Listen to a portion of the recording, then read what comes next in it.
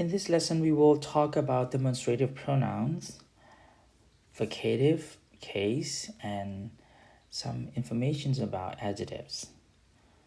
Demonstrative pronouns. In English, we have two demonstrative pronouns, this and that.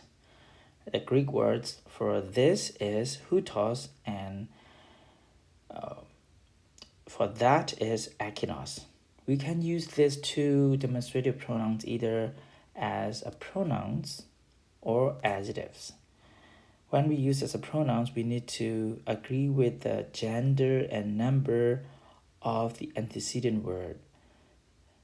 For the case, we need to look into the context or the functions of that particular pronouns.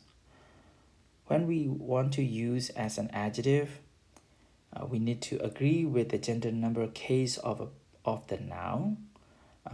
For instance, if we want to refer to a nominative masculine singular, the demonstrative pronouns need to be nominative masculine singular. Okay, let's look into the word form of hutos and akinos. Hutos is masculine, hutos, tuto, tuto, tuton.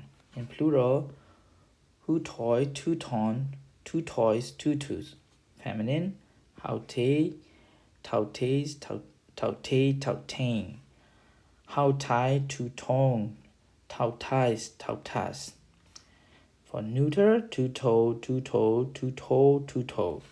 Tauta, tauton, tuton, tutois, tauta. Akinos, masculine.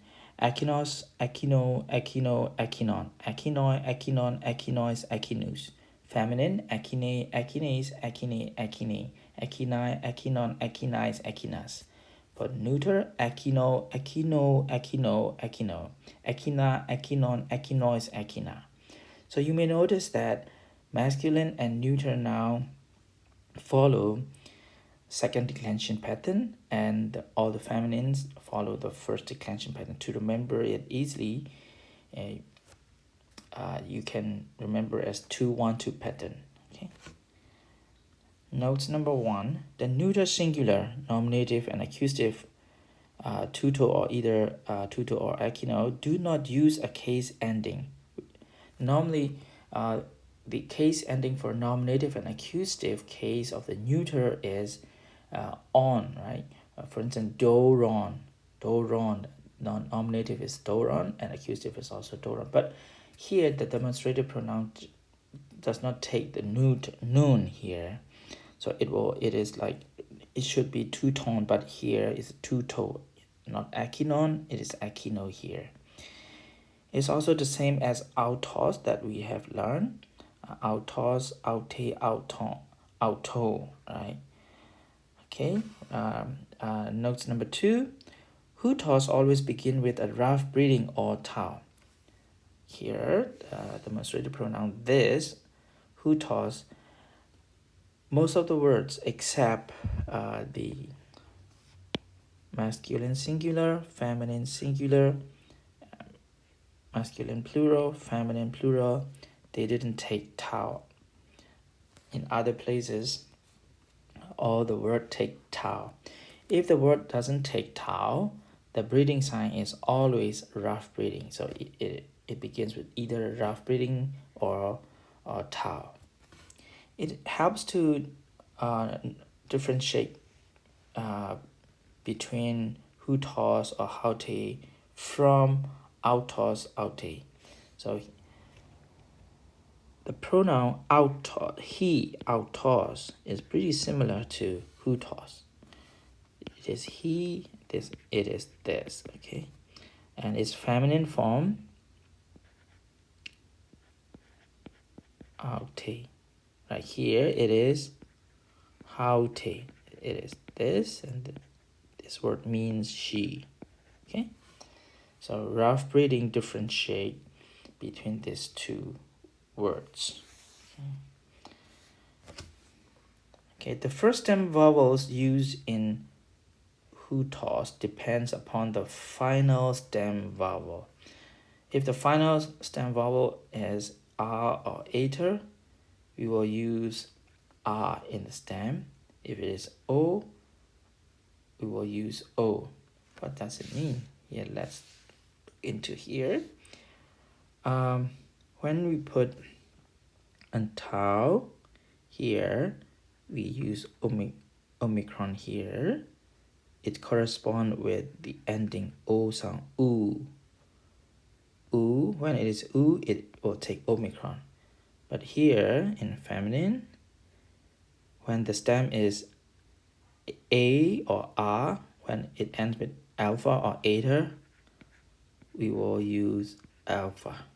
Okay, so that's why we will say tau tes, tau te, tau ting, how tai. And here in genitive plural, the ending is omicron, omega, so the stem changed to omicron. Okay, so in what the note is saying is that it corresponds this word correspond with the ending. If it is O sound ending, it will take omicron. If it is R or eta, it will take alpha. Okay, for pronouns, here we can use it as a substantive. Hutos, it's masculine, so this man or this one, or haute for the feminine, we can say this or this woman. Okay, that it is easy for us. For the adjective, when we use this, I remember these words as this the man. When you want to say this man, you will write in Greek this the man. So in terms of position, it is predicate position. Normally, predicate position generates a sentence meaning, right? For instance, in a predicate position here, agathos ho logos means the word is good. If we write in attributive position, ho with adjective, ho agathos logos, it means the good word. Here, even though the position is more, the position is in predicate, it generates more attributive meaning, this man. So to make it simple and to make to remember easily, whenever you want to use the demonstrative pronoun, you just remember this the man. Okay, this the man. And when you see the word this man and write in Greek, it is very likely to drops the article ho, right? It is in when you see this man in English, and when you want to write in Greek, you will write this the man. Okay, so here the demonstrative pronoun agrees with ho and anthropos in terms of gender, number, and case. Okay, hotos can be either at the beginning or at the end. It always moves as usual. Vocative case. We have learned nominative, genitive, dative, and accusative. Nominative for subject, genitive for possessive, and dative for indirect object, and accusative for direct object. Vocative case is used when we want to express direct address. For instance, the Lord is good. Here is a statement.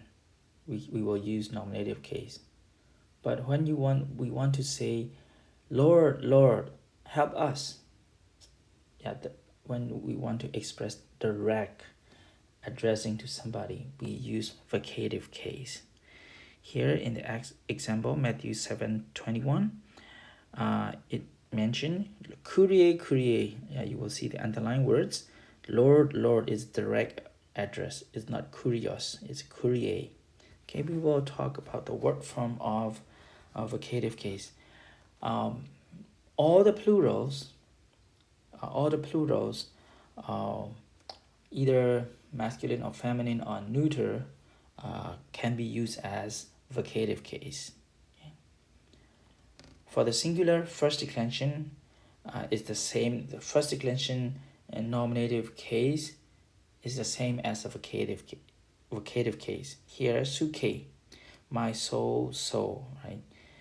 Suke is also nominative, singular as a subject. You can use that way, as well as direct address when you want to say directly addressing to the word. For the second declension, the ending changed a little bit with epsilon.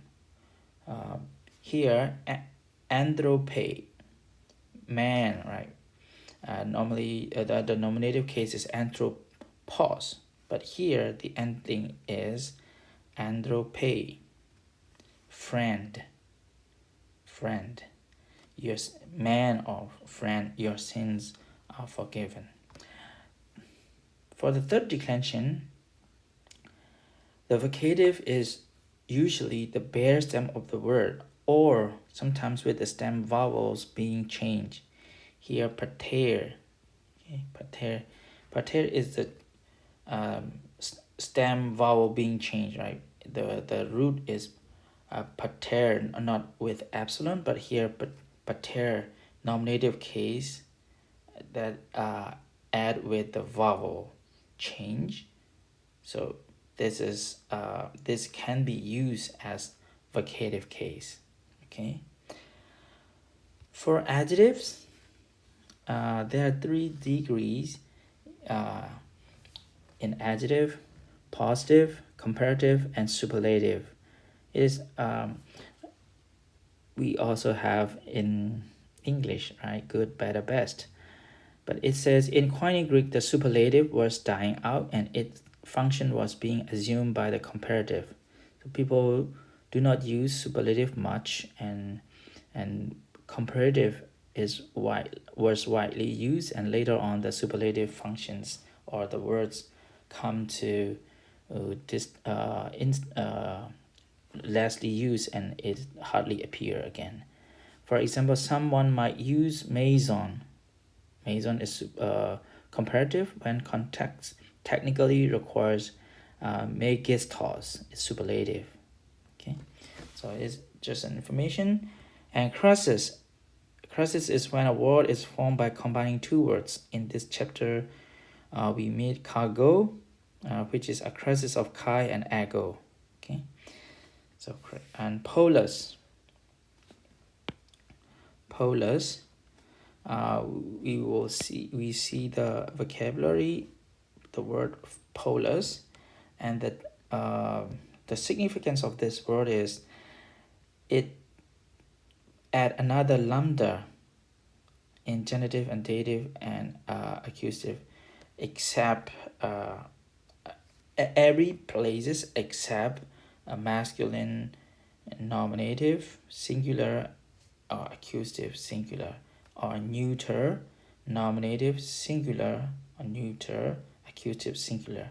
In other places, all the words have double lambda. Okay, that's it for today.